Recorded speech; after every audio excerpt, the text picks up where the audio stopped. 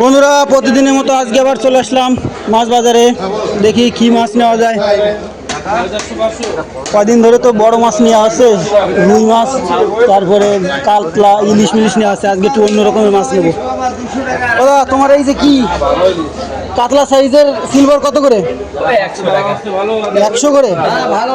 কি ভালো হবে না? ঠিক আছে, ওই মাপো একটা দেখি কত কি হয়। মাপো, ওটাই মাপো। বন্ধুরা দেখতে পাচ্ছে 800 গ্রাম হয়ে গেছে মাছটার ওজন। ভালো হবে না তো? ঠিক আছে, চলো চলো, কাটো কাটো, মাল কাটো। দাদা ওই সিলভারগুলো কি বাউরের সিলভার নাকি? বাউরের। বন্ধুরা দেশি সিলভার একদম। টেস্ট তো অন্যরকম সুন্দর টেস্ট হবে। তার মানে সুন্দর করে ছাড়ো, আঁশটা ভালো করে ছেড়ে দিও। ওগুলো না তো ছাড়ানো যায় না।